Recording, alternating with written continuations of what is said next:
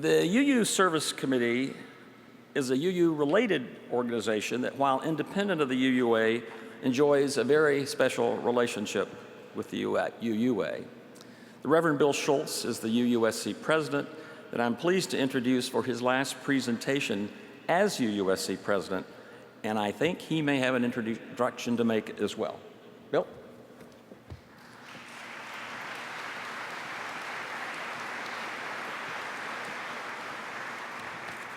Thank you, Mr. Moderator, and good morning to you. Before I begin, I want to invite you to attend UUSC's gala tomorrow night, immediately following the Ware Lecture, where our guest will be Martin Luther King III.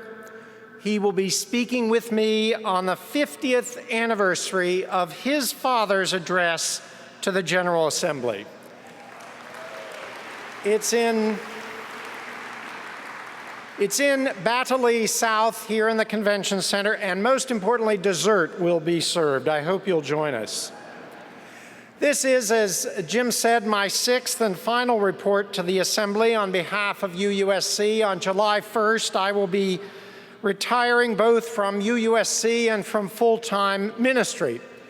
Whenever I tell people I'm retiring, they invariably ask, yes, but what's your next job? So I usually repeat, I'm retiring, and folks say, sure, we understand, but where will you be working? I got so frustrated that I decided to increase my teaching hours at Meadville Lombard Theological School and affiliate with the Kennedy School of Government at Harvard just so I could assure people that even though I'm no longer working, I still have a job.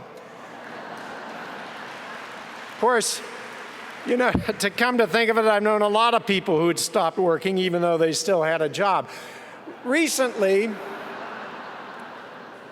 I stumbled upon a list of foreign phrases describing what people do in their retirement. This is what I should have been telling people, that I'll be kookaluring, for example, which means to sit and ponder without engaging in activity. I'll probably also do a bit of tivs making, which means to eat small pieces of food when you think nobody is looking. Tivs making sounds like a particularly pleasant thing to do. In any case, I'm retiring, and none too soon, because UUSC is in great shape and I don't want to risk it going to the dogs on my watch, so I'm giving up the watch while giving is good. And when I say that UUSC is in great shape, I mean, for example, that we have raised just over $24 million in our fundraising campaign to double the amount of money we have available for helping people.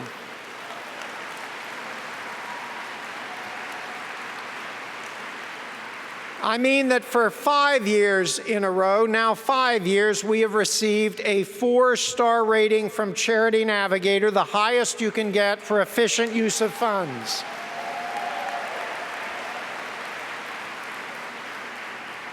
I mean that we can now measure exactly how many people we are serving and for how much money. In Haiti, for example, our projects have improved the lives of 20,813 people at an average cost of $77, with more than 80,000 more the indirect beneficiaries of our work. I mean that our justice building program is revolutionizing the way we help local congregations become the most effective agents of change they can be. And I mean that we are touching the lives of Syrian refugees in Eastern Europe, immigrant women and children in Texas, earthquake survivors in Nepal and Ecuador, LGBTQ folks in Africa, and thousands more. It's all good, so I'm retiring. And I could not be more delighted that while I will be kookaluring and tivs making, the organization's leadership will be in the hands of a devoted Unitarian Universalist, one of the most savvy social change strategists I know, and the next president of UUSC, who I want to introduce to you now, my dear friend of more than 30 years, former Congressman Tom Andrews.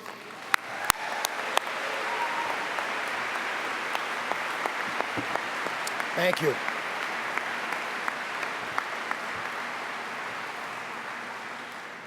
Thank you so very much, Bill.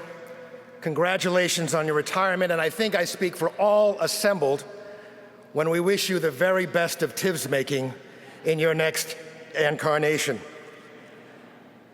But thank you, Bill Schultz, for the enormous contribution that you have made to the cause of human rights and social justice.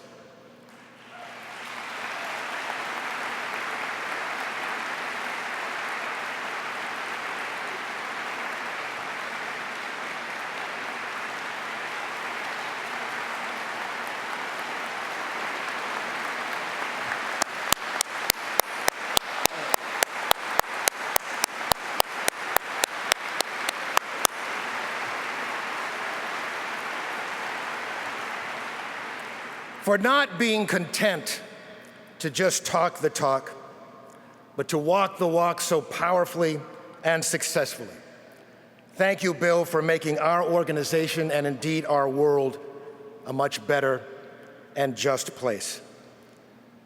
I am deeply honored to be president-elect of the Unitarian Universalist Service Committee and somewhat daunted by the enormous shoes that I have been asked to fill.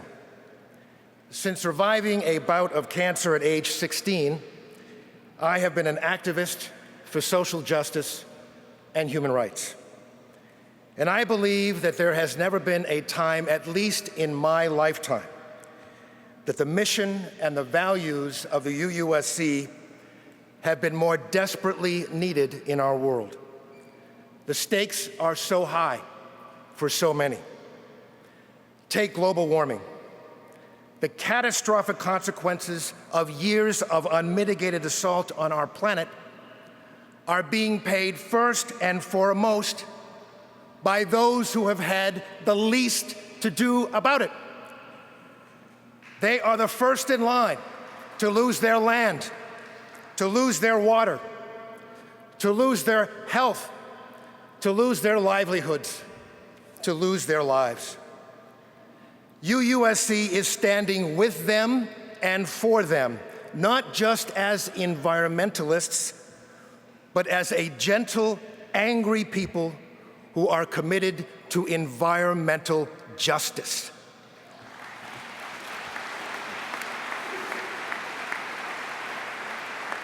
And we are standing with and for those who are on the very bottom of a fundamentally unfair economic and political system that continues to generate grotesque disparities in income and opportunity.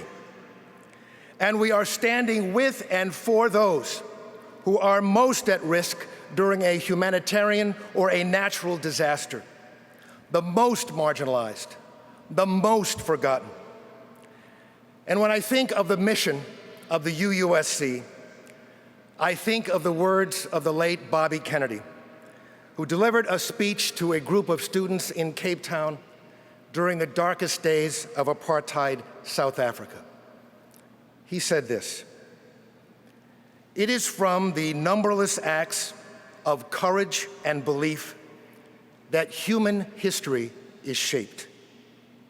Each time a man or a woman stands up for an ideal or acts to improve the lot of others or strikes out against injustice, he or she sends forth a tiny ripple of hope.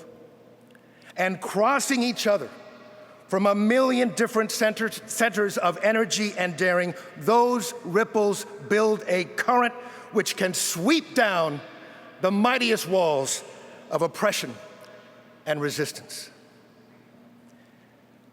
I am deeply honored and truly excited to be joining the UUSC and this community of gentle, caring, angry people who are willing to speak truth to power and to take action to advance the rights, the dignity, and the quality of life of all people, especially the most marginalized. But let's not just make ripples, as Bobby Kennedy suggested. Let's make waves. Thank you very much.